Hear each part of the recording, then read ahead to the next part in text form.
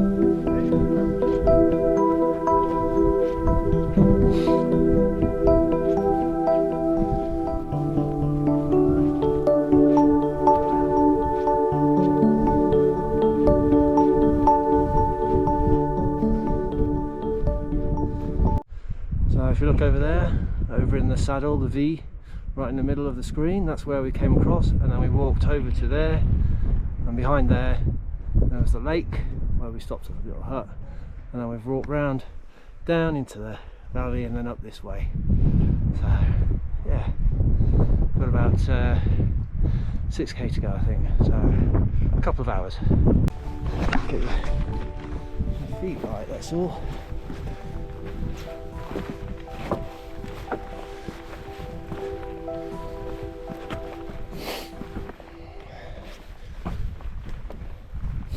Got to follow these little piles of rocks.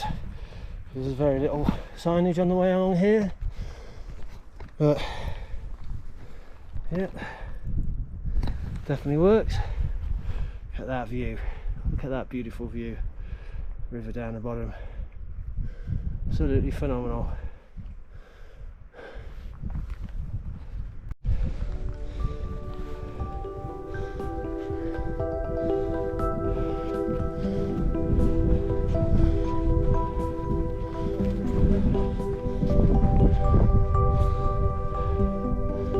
Peak after peak after peak. That's what it's like. Hard work, but pays off.